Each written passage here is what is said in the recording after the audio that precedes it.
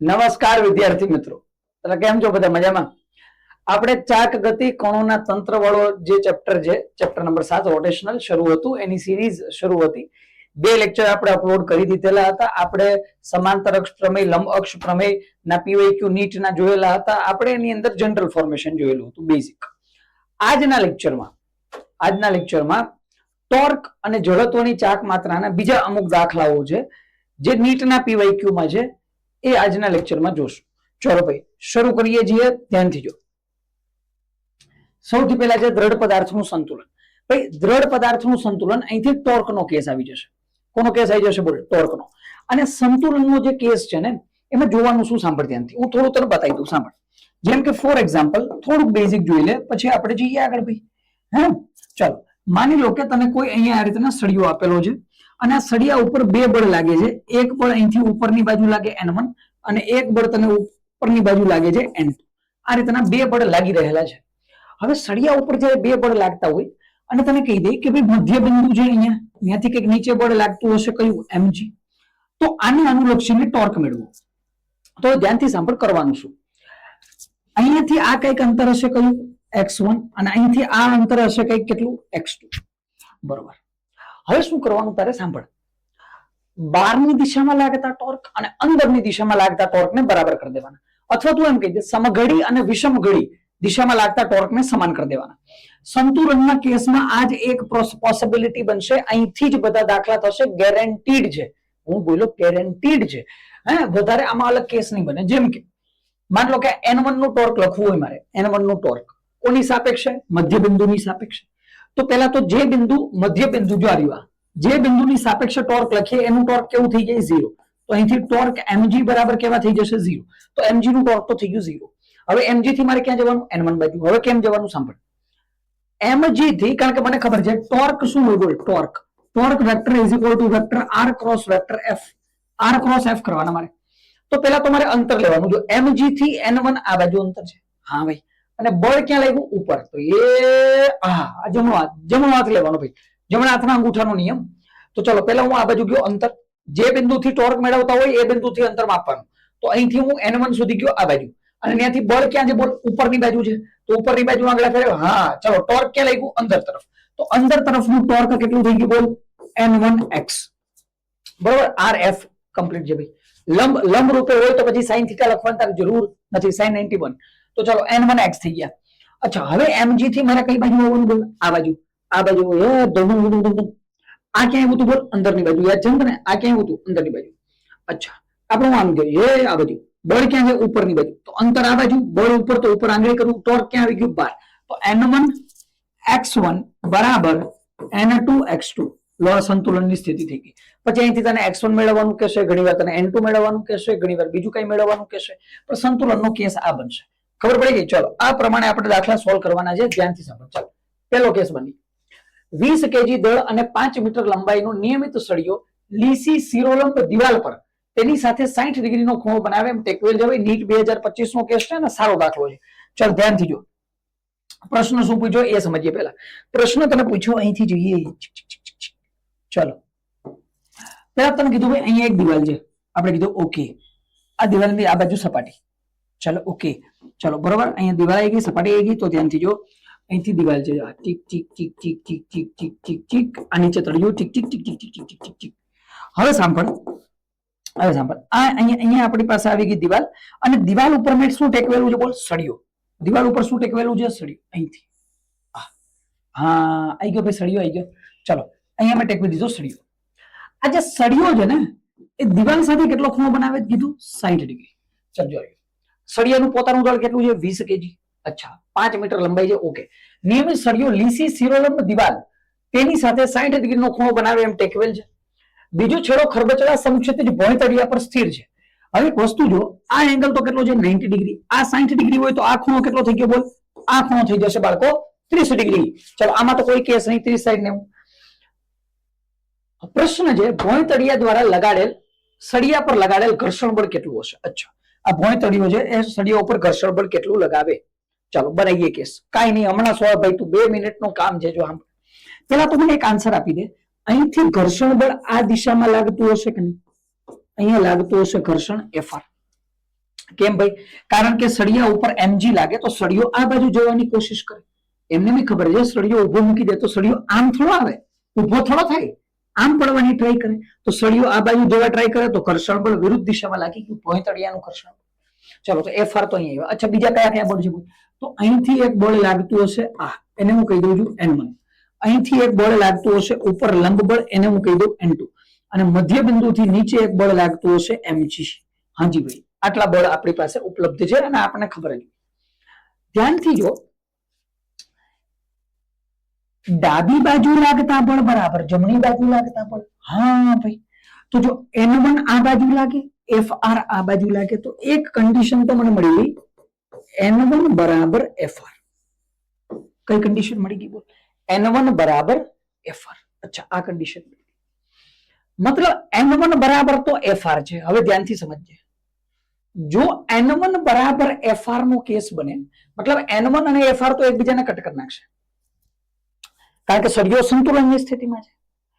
તો હવે ધ્યાનથી જો આ સળિયા ઉપર હું ટોર્ક મેળવું, આ સળિયા ઉપર હું શું મેળવું? ટોર્ક. અને હું એક બિંદુ લઈ લઉં. કયું બિંદુ લેવાનું? બોલ, ધ્યાનથી સમજજે. હું અહીંયા બિંદુ લઈ લઉં છું આ બિંદુ નામ આપી દઉં હું એ. તો હું અહીંયા લખી નાખું એ બિંદુને અનુલક્ષીને ટોર્ક. એ બિંદુને અનુલક્ષીને ટોર્ક. હું જેવું એ બિંદુને અનુલક્ષીને ટોર્ક મેળવું, જો હું એ બિંદુને અનુલક્ષીને ટોર્ક મેળવું તો fr નું ટોર્ક કેવું થઈ જાય? 0. જે બિંદુને અનુલક્ષીને ટોર્ક લે 0. n2 નું ટોર્ક કેવું થઈ જાય? 0. ચલો, આ બે ટોર્ક તો થઈ ગયા 0.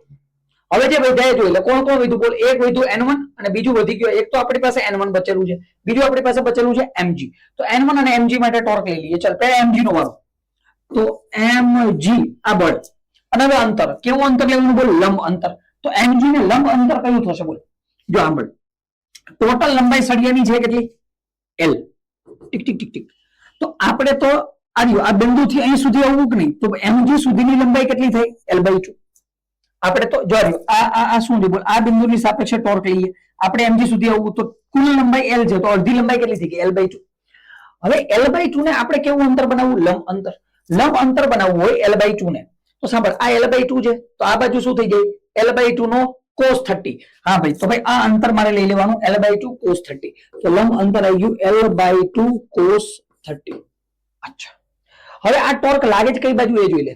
તો ભાઈ l/2 આ બાજુ આવ્યા, બળ ક્યાં લાગ્યું? નીચે, તો ભાઈ ટોર્ક આવી ગયું 12. Okay, mg l/2 cos 30. બીજું કયું છે? બોલ, બીજું આપણી પાસે બળ છે n1. આ બેના ટોર્ક તો 0 થઈ ગયા. બીજું બળ આપણી પાસે છે n1. ચલો ભાઈ, n1 આવી ગયું.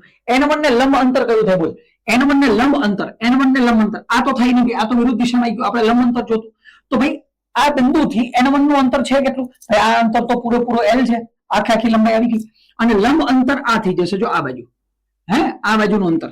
તો ધ્યાનથી જો, આ ટોટલ છે l. ટોટલ કેટલા છે? બોલ, l. આ ટોટલ l છે, તો આ બાજુ થઈ જાય l cos 60.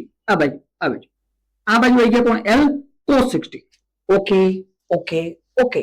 ચલો, તો ભાઈ મારી પાસે આવી ગયા આ બાજુ l cos 60 ડિગ્રી. એટલે કેટલા આવી ગયા? cos 60. આ l છે, l cos 60. અચ્છા, આની દિશા જોતો, દિશા. ચલો ભાઈ, તો l cos 60 આ બાજુ મેં લઈ લીધા. હવે મારી લંબાઈ અહીંથી લઈને આવવાનું ક્યાં બાજુ? આ બાજુ. તો ભાઈ હાથ હું આ બાજુ લઈ જાઉં, એ ટુક ટુક ટુક ટુક. અને બળ ક્યાં છે? આ બાજુ બળ છે n1. ત્યારે આ લંબાઈ આવી ગઈ મધ્યબિંદુથી. મધ્યબિંદુ કહી દે, અથવા જે બિંદુને અનુલક્ષીને ટોર્ક મેળવીએ એ બિંદુથી લંબાઈ આવી ગઈ. અને મારે જવાનું ક્યાં? આ બાજુ. અરે રે, શું થાય? અરે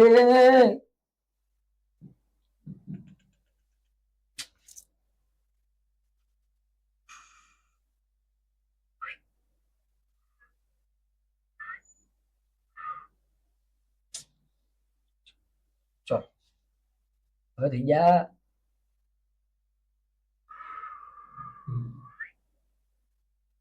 થઈ ગયું ને? થોડું તો ચાલે ભાઈ. ચલો સાંભળ, થઈ ગયું ને બધું? ચલો હવે ધ્યાનથી સમજ. ક્યાં જતા હતા? આ બિંદુને અનુલક્ષીને એ બિંદુને અનુલક્ષીને ટોર્ક લીધું, તો ત્યાંથી ઉપર ગયા, ત્યાંથી બળ આ બાજુ, અંદરની બાજુ. આમાં જો, આમાં ક્યાંય વાળા? આમાં જો અંતર આ બાજુ, mg આ બાજુ, અંદરની બાજુ ટોર્ક. આમાં શું થયું? બોલ, અહીંથી આમ આવ્યા, કમ્પ્લીટ કે નહીં ભાઈ? અહીંથી જો આ બાજુ mg નીચે, આ બાજુ ટોર્ક, સોરી આ બાજુ અંતર mg નીચે, આ બાજુ ટોર્ક. આમાં શું થયું? ઉપર ગયા, આ બાજુ આવ્યા, અંદરની બાજુ ટોર્ક. બે ટોર્ક કેવાય ગયા વિરુદ્ધ દિશામાં, તો બરાબર. અને અહીંયા L ક્યાં ગયો? L cos 60 ભર્યા, L cos 60. ચલો કમ્પ્લીટ છે. ડન છે ભાઈ, ડન છે. ચલો બેન સોલ્વ કરી લે, કામ ખતમ.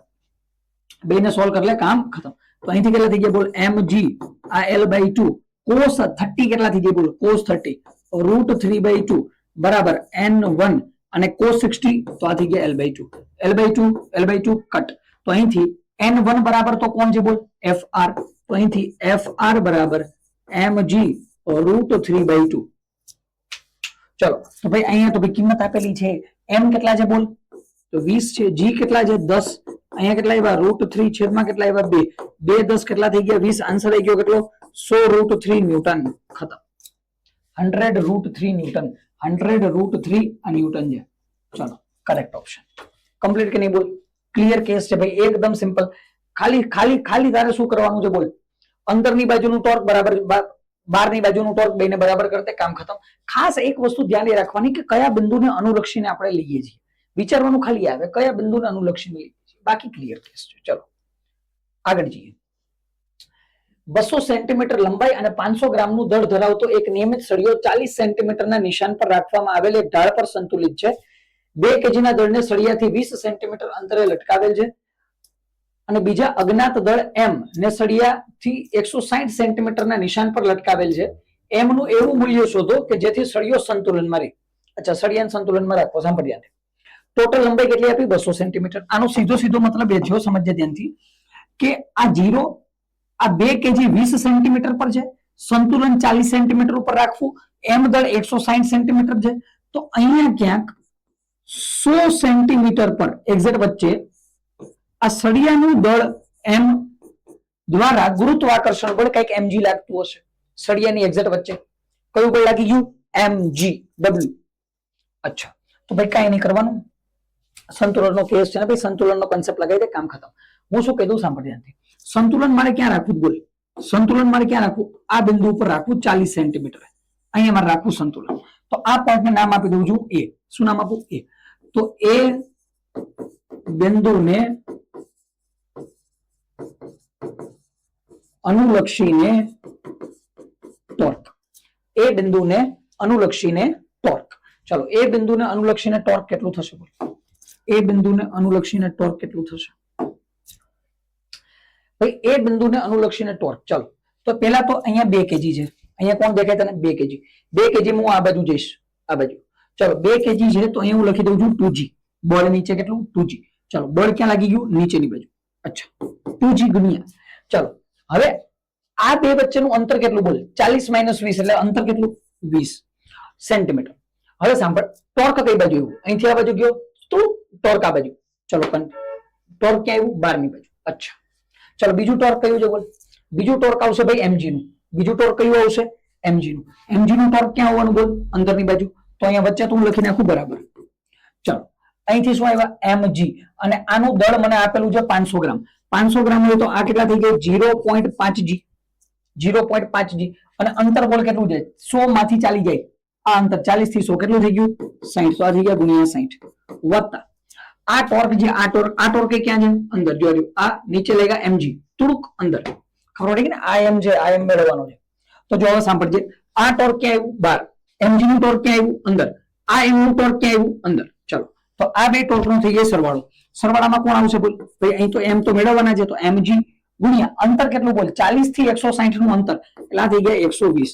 તો સોલ્વ કરના કામ ખતમ. પૂરું ભાઈ. ત્રણ જગ્યાએથી g તો કટ થઈ ગયા. અહીંથી 20 બે કેટલા થઈ ગયા? 40. અહીંયા 60 ભાગ્યા 2 કેટલા થઈ ગયા? 30. વત્તા અહીંયા શું બેચા બોલ? અહીંયા બેચા 120 m. ચલો 40 માંથી 30 જાય તો આ બેચા 10 બરાબર 120 m.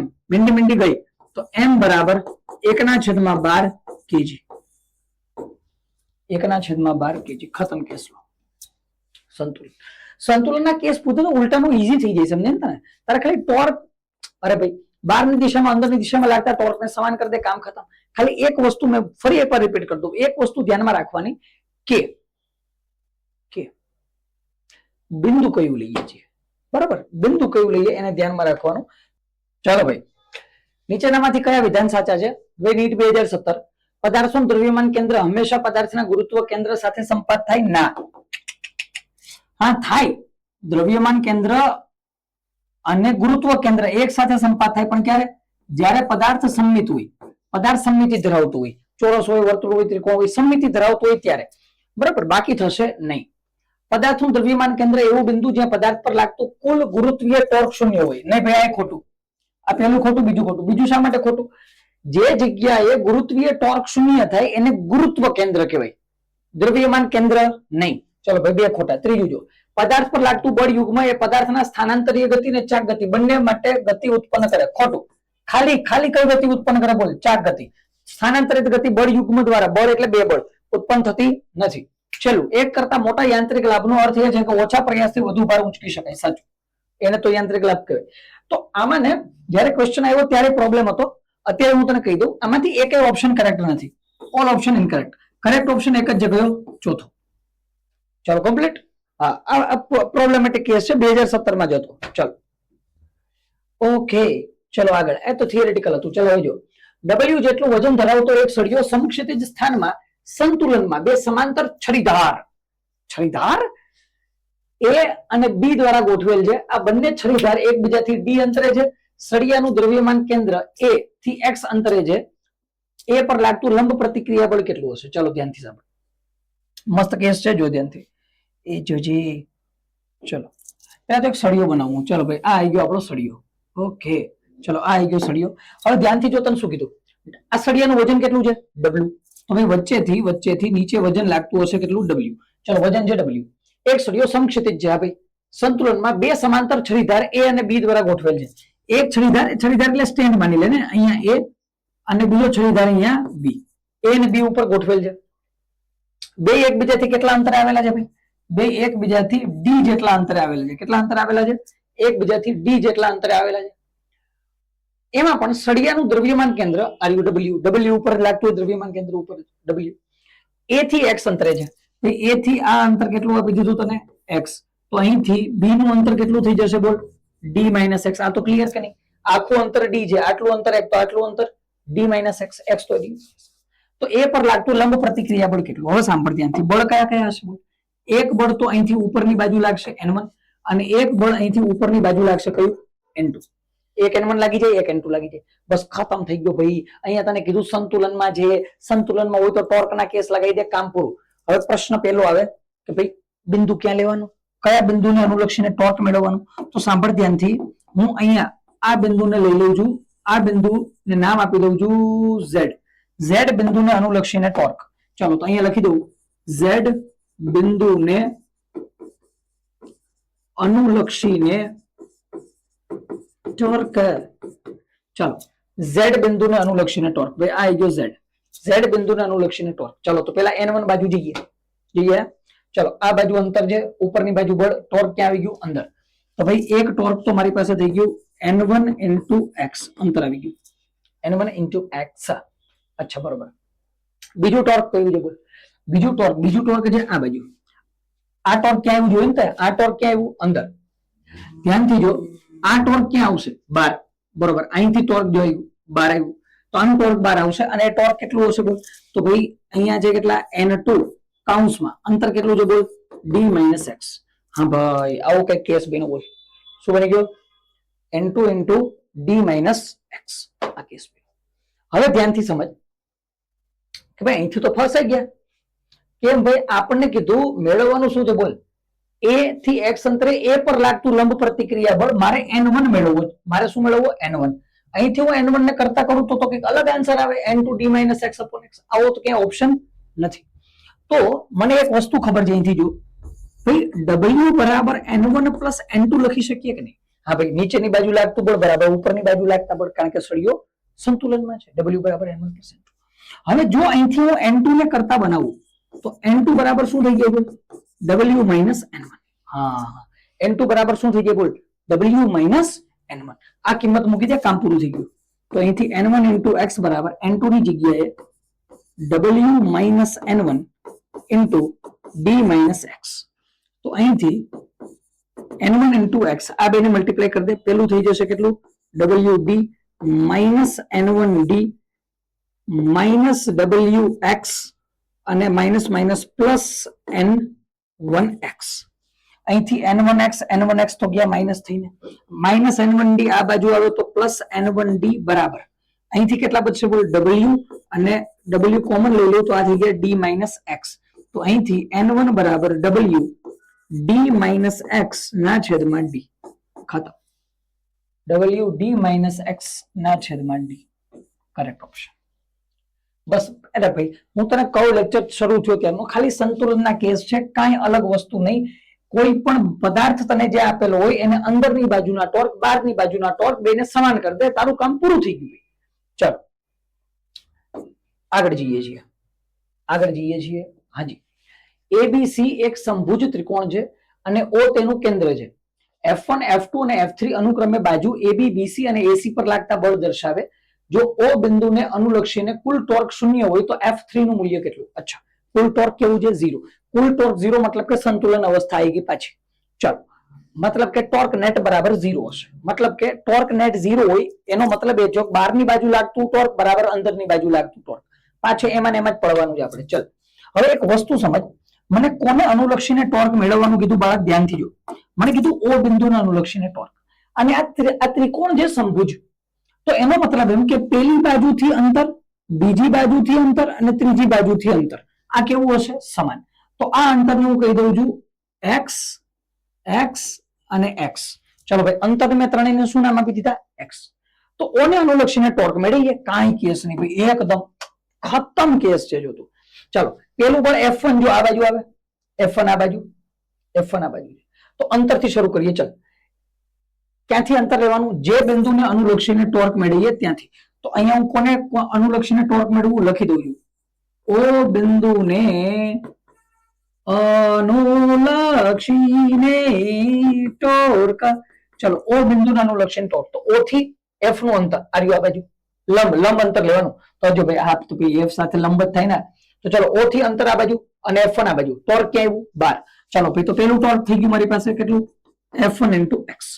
અચ્છા, બીજું કયું થશે બોલ? તો આ F2 into x. પૂરું ભાઈ. આ કઈ બાજુ ટોર્ક આવે? નીચે. બળ આ બાજુ, બહારની બાજુ ટોર્ક. હા, તો F1x plus F2x બરાબર. ચાલો હવે આગળ જઈએ, F3 ની વાત કરીએ. આ બાજુ અંતર લઈ ગયા, F3 નીચે ટોર્ક અંદર આવ્યો. હે ટોર્ક ક્યાં આવી ગયો? અંદર. ટોર્ક અંદર જે તો બળ કેટલું? F3 અને અંતર કેટલું? x. બે બાજુથી આ બાજુથી x x કોમન નીકળીને x કટ થઈ ગઈ. તો F3 બરાબર કેટલા થઈ ગયા? F1 plus F2. ખતમ કેસ. F3 બરાબર F3 તો મેળવો, F1 plus F2. ખતમ. 31મો દાખલો ડન જે બોલ? ક્લિયર. ચલો આગળ જઈએ છીએ. અનંત વાળો કેસ ક્યાં? બાહ્ય બિંદુ પર કોઈ પણ પદાર્થના લીધે ગુરુત્વ ક્ષેત્રની તીવ્રતા તારવવા માટે પદાર્થના સમગ્ર દળને તેના ગુરુત્વ કેન્દ્ર પર સંકેન્દ્રિત થયેલું માનવામાં આવે. ના, ગુરુત્વ કેન્દ્ર પર નહીં, દ્રવ્યમાન કેન્દ્ર પર. કોઈ અક્ષને અનુલક્ષીને ભ્રમણ કરતા કોઈ પણ પદાર્થની ચક્રાવર્તનની ત્રિજ્યા ગુરુત્વ કેન્દ્રની અક્ષ સુધી દોરેલ લંબની લંબાઈ છે. પેલું ચોથું કરેક્ટ. થિયરેટિકલ પ્રશ્ન હતો ભાઈ. ચલો આગળ જઈએ. એક સળિયાની લંબાઈ 3 મીટર છે અને એકમ લંબાઈ દીઠ તેનું દળ તેના કોઈ એક છેડેથી અંતર x ના સમપ્રમાણમાં છે, તો એ છેડેથી તેનું ગુરુત્વ કેન્દ્ર ખાલી જગ્યા પર હશે. સારો દાખલો છે, સાંભળજે ધ્યાનથી. પ્રશ્ન શું પૂછ્યો છે એ જો. એક સળિયાની લંબાઈ કેટલી છે? 3 મીટર. અચ્છા, એકમ લંબાઈ દીઠ તેનું દળ તેના કોઈ એક છેડેથી અંતર x ના સમપ્રમાણમાં છે. મતલબ કે એકમ લંબાઈ દીઠ દળનો મતલબ હોય લેમડા. લેમડા કોના સમપ્રમાણમાં છે બોલ? x ના સમપ્રમાણમાં છે. અને આનો સિમ્પલ મિનિંગ એ થાય કે એકમ લંબાઈ દીઠ દળનો મતલબ દળ લંબાઈના સમપ્રમાણમાં છે. મતલબ સળિયાની લંબાઈ જેમ વધતી જાય સળિયાની લંબાઈ જેમ વધતી જાય એમ એનું દળ પણ વધતું જાય. તો જો મારે આની આકૃતિ દોરવી હોય તો આની આકૃતિ આવી દોરી શકાય. ધ્યાનથી સમજજે. આની આકૃતિ આવી કંઈક આવે સળિયાની. જો તું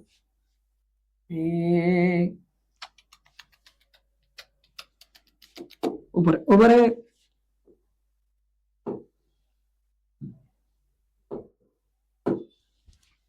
એમ જ બનાવી દઉં. સળિયો આવો હશે, જો ધ્યાનથી. સળિયો આવો હશે, જો અહીંથી આ બાજુ અને અહીંથી આ બાજુ. હા, આવો કઈક સળિયો હશે. મતલબ શું થાય, સાંભળજે ધ્યાનથી. મતલબ શું થાય કે અહીંયા હું લઈ લઉં છું x બરાબર 0. x બરાબર 0 થી હું જેમ આગળ જાઉં ને એમ સળિયાનું દળ વધતું જાય. જો હા, આવો કંઈક સળિયો છે. હવે ટોટલ લંબાઈ તો મને કેટલી આપી દીધી બોલ? ટોટલ લંબાઈ આપી દીધી 3 મીટર. ટોટલ લંબાઈ 3 મીટર. એકમ લંબાઈથી દળ અને કોઈ એક છેડેથી અંતર x ના સમપ્રમાણમાં છે, તો છેડેથી તેનું ગુરુત્વ કેન્દ્ર કેટલા અંતરે હશે? અચ્છા, તો મારે આમાં શું કરવાનું હોય બોલ? આવો કેસ હોય, અહીંયા તો દળ બદલાતું જાય સમયની સાથે, તો x જેટલા અંતરે જઈ અને હું અહીંયા નાનકડું એક દળ લઈ લઈશ, નાનકડું એક દળ લઈ લઉં dm, અને આની જે જાડાઈ છે એ હું કેટલી કહી દઉં? dx. હા ભાઈ, બરોબર. કમ્પ્લીટ જે સંકલનનો કેસ બનશે આમાં, કારણ કે x વધવાની સાથે દળ પણ બદલાતું જાય. અચ્છા, તો મને એક વસ્તુ આપેલી છે કે લેમડા છે એ સમપ્રમાણમાં છે. કોના સમપ્રમાણમાં છે લેમડા? x ના સમપ્રમાણમાં છે. એકમ લંબાઈ દીઠ દળ તેના કોઈ એક છેડેથી અંતર x ના સમપ્રમાણમાં છે. તો અહીંથી થઈ જાય લેમડા બરાબર kx. હા બરોબર ભાઈ, આમાં કોઈ વાંધો નહીં, કે સમપ્રમાણતાનો અચળાંક. હવે સાંભળ, આ લેમડા છે, લેમડા એ લેમડા શું હોય બોલો આપણી પાસે? m ના છેદમાં l. તો જો નાનકડું dm હોય તો નાનકડા dm ની લંબાઈ કેટલી છે? dx.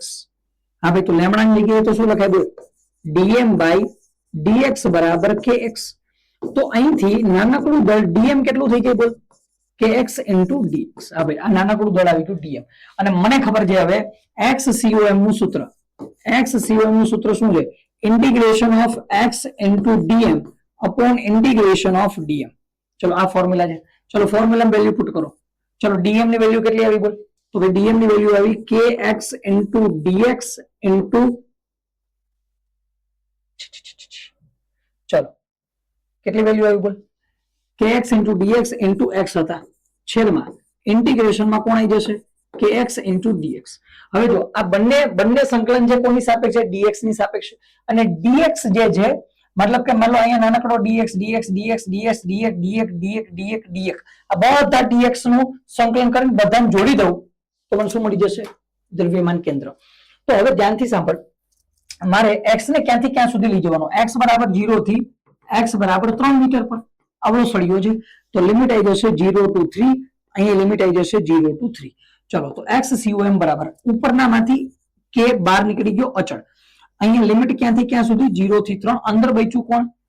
x square into dx છેદમાં k ઇન્ટિગ્રેશન 0 to 3. k બહાર નીકળો, અંદર કોણ બચ્યું? x into dx બરાબર. અહીંયા x સ્ક્વેર માટે શું થઈ જશે બોલ? x cube by 3. ક્યાંથી ક્યાં સુધી? 0 થી 3. અને અહીંયા શું થઈ જશે બોલ? x square by 2. ક્યાંથી ક્યાં સુધી? 0 થી 3. તો અહીંયા x નો ઘન કરી દે, કેટલો થઈ ગયો? 27. છેદમાં કેટલા આવી ગયા? 3. અહીંયા 3 નો વર્ગ કરી દે, કેટલો? 9 ના છેદમાં 2. ચલો આને સિમ્પલ ફોર્મેશનમાં લખી નાખો. તો અહીંયા થઈ ગયા 27 ના છેદમાં 3 ગુણ્યા 2 ના છેદમાં 9. તો અહીંયા થઈ ગયા 9 3 કેટલા થઈ ગયા? 27. તગડી ગઈ. આન્સર કેટલો આવી ગયો? 2 મીટર આવી ગયો. આવા દાખલા નીટમાં 2002 માં પૂછાણો તો આવા દાખલા ખૂબ ઓછા પૂછાય છે જેમાં સંકલન કરવાનું હોય. છેલ્લા અમુક વર્ષોમાં આવા પીવાયક્યુ પૂછાયેલા નથી, પણ આ બેઝિક સમ હતો. જો આવો સમ કદાચ ધારો કે આવી જાય તો આપણને થઈ જવો જોઈએ. ચલો એટલું જોઈ લેશું કે ભાઈ જડત્વની ચાક માત્રા I બરાબર કોના બરાબર હોય બોલ?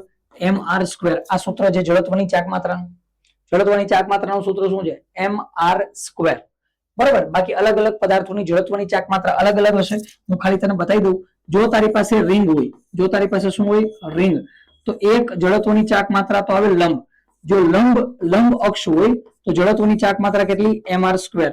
અને જો વ્યાસને અનુલક્ષીને આપેલી હોય સમાંતર તો એની જડત્વની ચાક માત્રા કેટલી થઈ જાય? mr²/2. ચલો આ પેલો કેસ આ થઈ ગયો. માન લો તારી પાસે તકતી હોય, તારી પાસે શું હોય? તકતી. તો લંબ અક્ષ જે છે, લંબ અક્ષ, એના માટે જડત્વની ચાક માત્રા કેટલી થઈ જશે? mr²/2.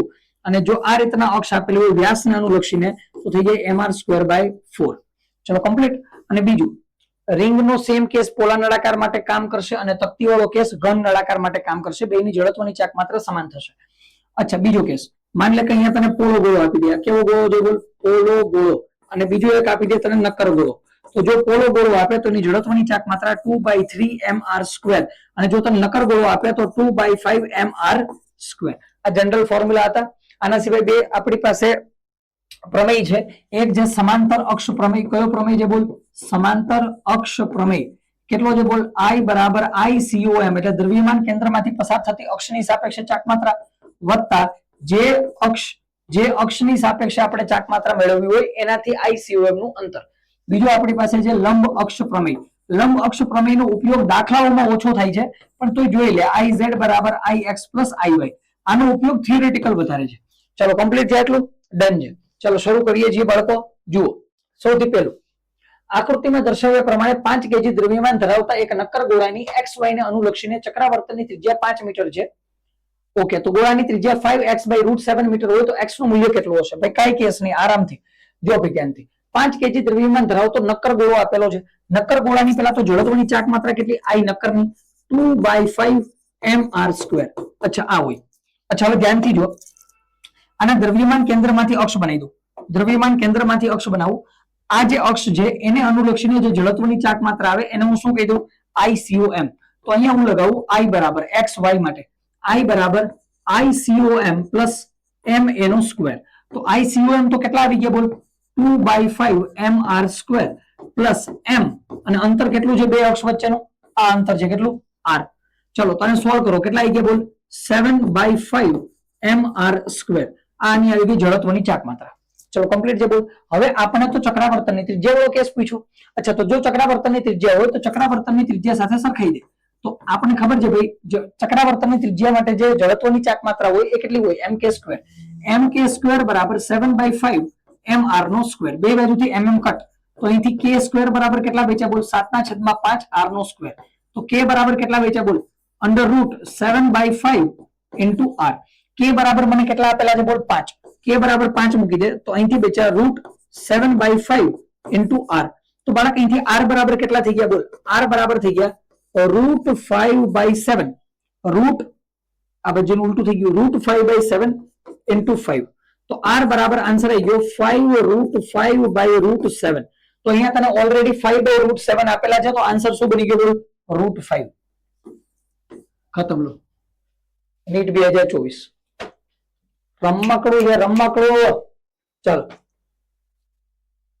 હવે જો આગળ એક પાતળા સળિયાની તેના મધ્ય બિંદુમાંથી પસાર થતી અને સળિયાને લંબ એવી અક્ષને અનુલક્ષીને તેની જડત્વની ચાક માત્રા 2400 હોય તો 400 ગ્રામ સળિયાની લંબાઈ લગભગ કેટલી હશે? આ તો એનાથી ભંગાર કેસ છે એકદમ કમ્પ્લીટ. સાંભળ ધ્યાનથી. પાતળા સળિયાની મધ્ય બિંદુમાંથી પસાર થતી સળિયાને લંબ. ભાઈ કોઈ સળિયો હોય એના મધ્ય બિંદુમાંથી પસાર થતી લંબ અક્ષની સાપેક્ષે જડત્વની ચાક માત્રા કેટલી હોય? સૂત્ર છે ml²/12. સળિયા માટે શું છે? જો મધ્ય બિંદુમાંથી કેન્દ્ર બિંદુમાંથી પસાર થાય તો ml²/12. છેડાએથી પસાર થાય તો ml²/3. ચલો તો ભાઈ અહીંયા આપણને ખબર છે ભાઈ કે ભાઈ સળિયાના મધ્ય બિંદુમાંથી જો જડત્વની ચાક માત્રા મેળવવી હોય તો એ છે આપણી પાસે ml²/12 અને I મને આપી દીધેલા છે કેટલા? 2400. બધું CGS માં જ છે તો કઈ ફેરવવાની જરૂર નથી. ml²/12. ચલો તમારે મેળવવાનું શું કીધું બોલ મને? લંબાઈ મેળવવી. તો અહીંથી l² બરાબર આ 12 ઉપર જાય 12 × 2400 છેદમાં m કેટલા છે? 400 ગ્રામ. બરોબર ને? 400 જતા ને? હા 400 ગ્રામ. 0 0 0 0 કટ 4 6 24 12 6 72 l બરાબર આવી ગયા વર્ગમૂળમાં 72.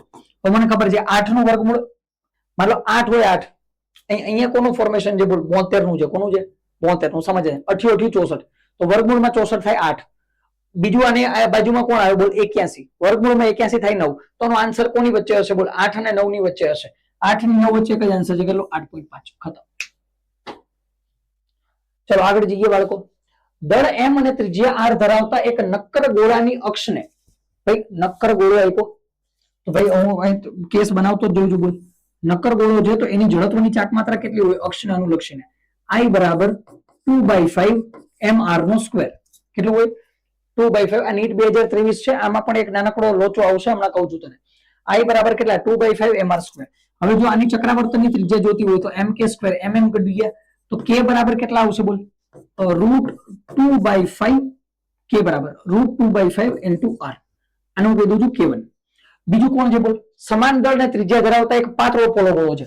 ભાઈ પોલો ગોળો પાતળો પોલો ગોળો હોય તો એના માટે છે 2/3 mr² બરાબર શું કરી દઉં? mk². તો અહીંથી k2 બરાબર શું આવી જવાનું બોલ? √2/3 * r. મારે બેનો શું લઈ લેવાનો છે? ગુણોત્તર. તો અહીંયા ફાઇનલી k1 ના છેદમાં k2 બરાબર કોણ આવશે બોલ? r તો ઉડી ગયા. √2 વયા ગયા, અહીંયા વધ્યા 1/√5 1/√3, તો ઉપર કોણ આવી જાય √3, નીચે કોણ આવી જાય √5.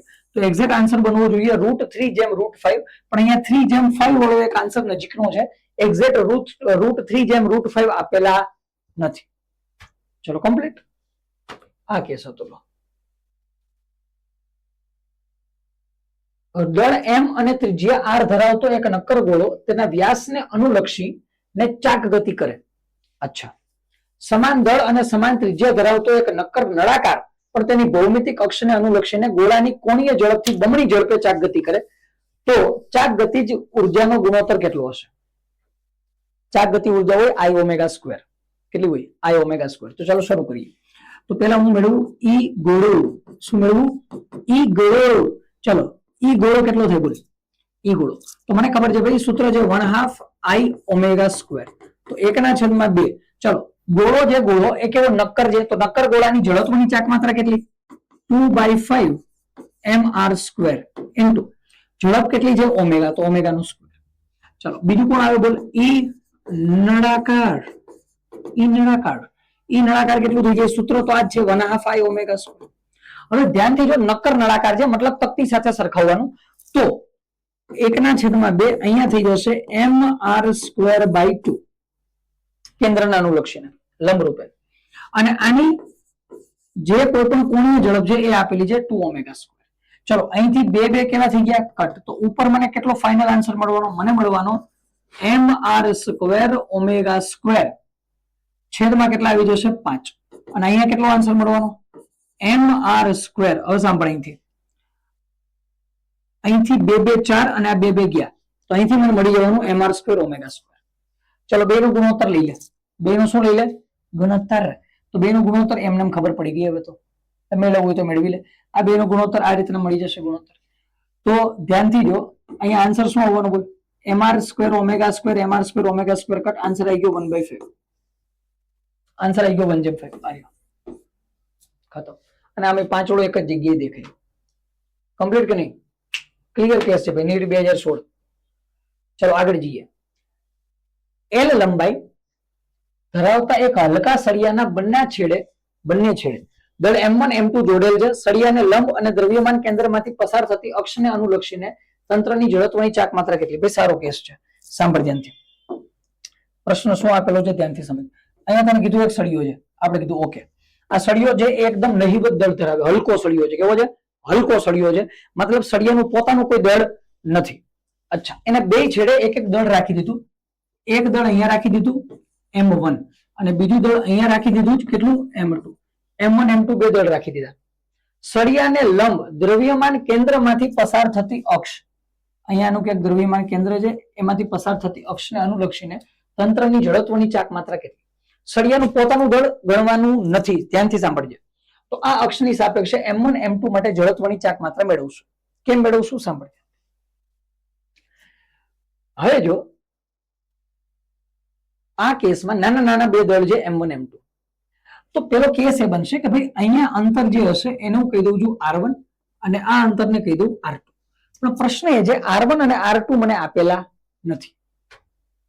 r1 અને r2 આપેલા નથી. અથવા જો તારે લંબાઈ કેવી હોય, કોઈને એમ થાય નહીં અમારે તો લંબાઈ કેવી, તો આને લંબાઈ પણ કહી શકે. r કહી દે, નહીતર શું કહી દે? લંબાઈ. લંબાઈ કેવી હોય તો અહીંયા થઈ જાય કેટલી લંબાઈ? L1 અને આ લંબાઈ છે L2. કુલ લંબાઈ છે L. કુલ લંબાઈ ઓકે. શું કરશું બોલતો? કેમ આવશે આન્સર બોલ? તો પહેલા તો મારે કામ કરવું એ પડશે કે ભાઈ જડત્વની ચાક માત્રા મારે અહીં મેળવવી હોય તો કેમ મળે? તો ભાઈ એકદમ સિમ્પલ છે. I બરાબર m1 l1 square plus m2 l2 square. પણ લોચો એ છે કે આવો ઓપ્શન નથી. આવો એક ઓપ્શન આપેલો નથી, તો આમાં કંઈક ફેરફાર કરવો પડશે. કરીએ ફેરફાર. સાંભળીએ. L1 અને L2 મારે જોતા હોય તો કેમ મળે બોલ? આને હું કહી દઉં છું ઉગમ બિંદુ. આને હું શું કીધું? ઉગમ બિંદુ. ઉગમ બિંદુથી દ્રવ્યમાન કેન્દ્રનું અંતર કેટલું છે બોલ?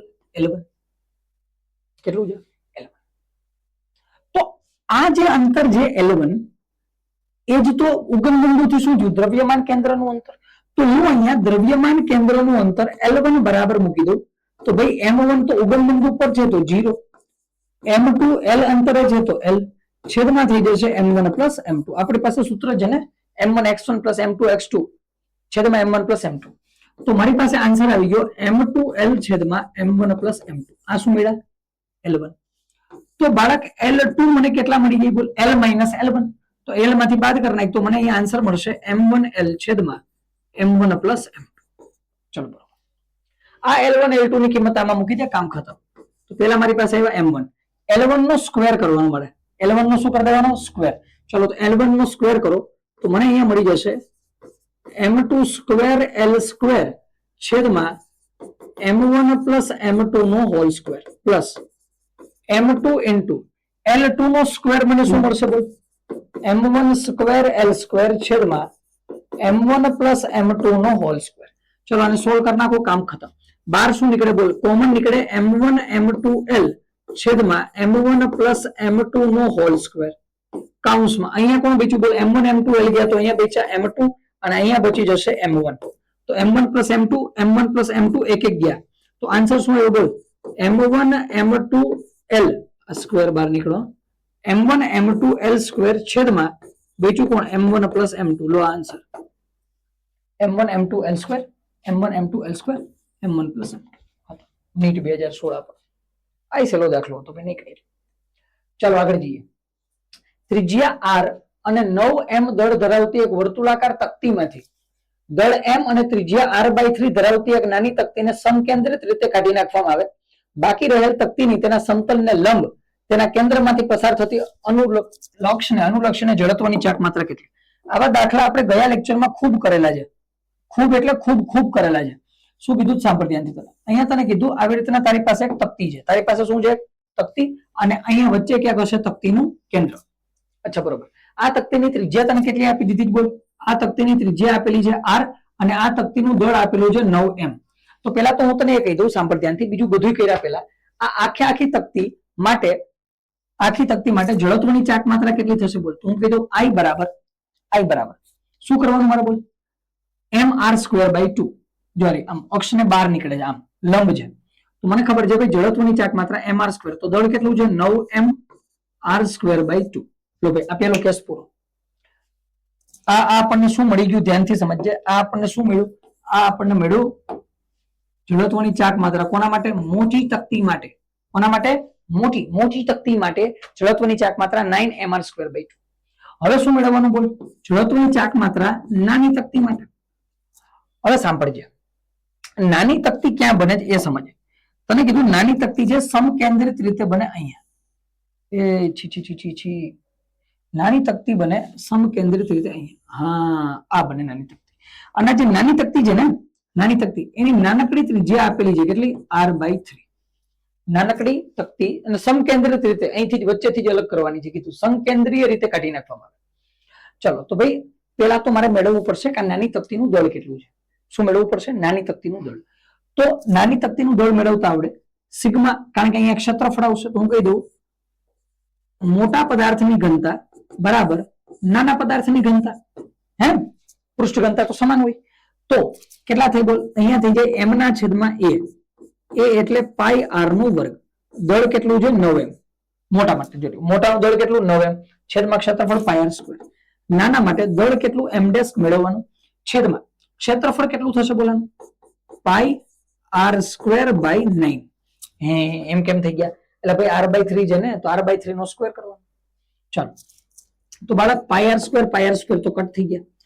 આ 9 ઉપર જશે, 9 9 કટ થઈ ગયા. મતલબ કે આન્સર આવી ગયો m ડેશ બરાબર m. આવું આવે છે m ડેશ બરાબર m. તો ચલો નાના માટે શું થશે? બોલ નાના માટે ભાઈ આખાનું દળ હતું 9m, નાનાનું દળ થઈ ગયું m. તો અહીં તો આવી જશે m. અહીં તો શું આવી ગયું m. હવે શું કરવાનું? બોલ કારણ કે બે માટે અક્ષ તો સમાન છે. અક્ષ તો કેવી છે? સમાન. હવે r મેળવવાનો ભાઈ. r કેટલો છે ભાઈ? r/3. તો અહીંયા આવશે r square by 9. 9 2 18. mr square by 18. આ કેટલા આવી ગયા? ઓલું આવી ગયું 9mr સ્ક્વેર બાય 2. આ આવી ગયું mr સ્ક્વેર બાય 18. હવે મારે તો શું બોલ બાકી રહેલી તકતી. ચાલો તો અહીંયા લખું હું i બાકી બરાબર મને ખબર છે શું થાય? બોલ i મોટી માઇનસ i નાની. ચલો તો i મોટા કેટલા છે? બોલ 9mr square by 2 minus M R square by 18. LCM લઈ લો 18 થી. 18 થી તો આ 2 9 18 9 9 81 81 mr square minus mr square તો આ કેટલા થઈ ગયા બોલ 80 mr સ્ક્વેર છેદમાં 18. બે ભાગ ચલાવ્યો તો આ થઈ ગયા 40 mr નો સ્ક્વેર છેદમાં 9. 40 ના છેદમાં 9 mr સ્ક્વેર. ચલો કમ્પ્લીટ. સેલું હોય ભાઈ, કઈ નહીં. આ તો એકદમ સેના. આવા કેસમાં લેવલ વાળો કેસ પૂછવાનો તો 2024 હે, આમાં લેવલ વાળો કેસ છે 2024. આ તો શું થયું નોર્મલ. ચલો આગળ જઈએ.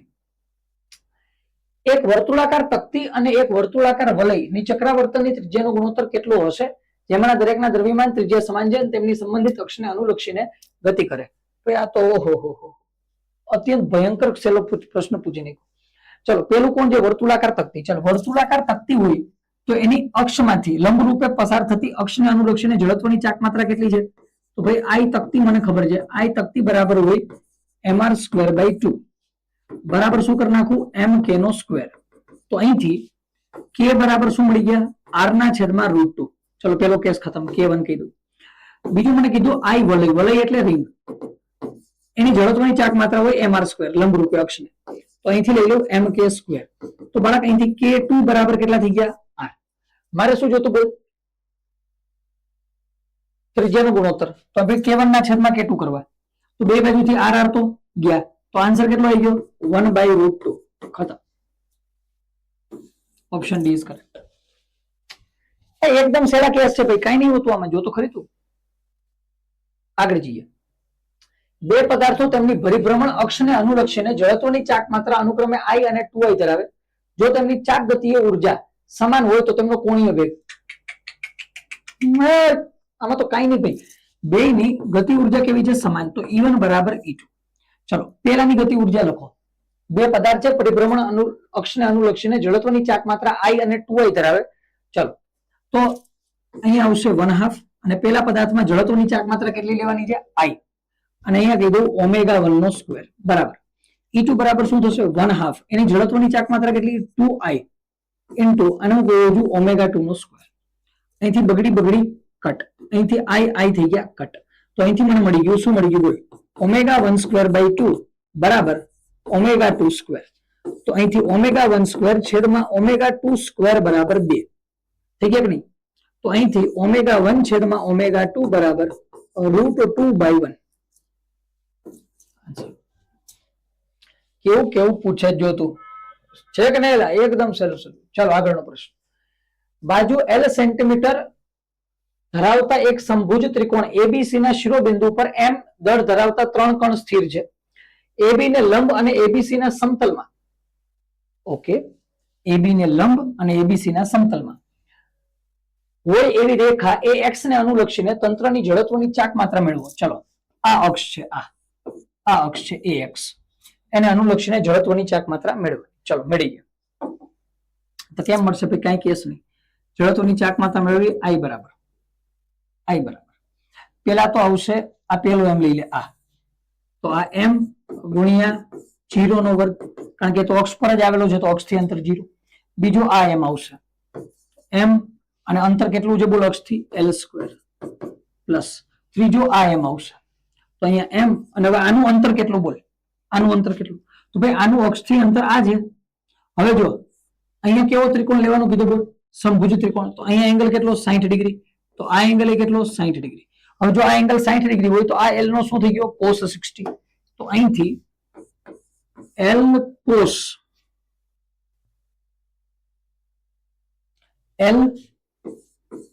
cos60 નો સ્ક્વેર.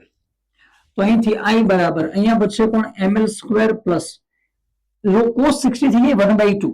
તો આ થઈ ગયા ml²/4. તો અહીંથી કેટલા આવી ગયા? 5ml²/4. Answer 5/4 ml².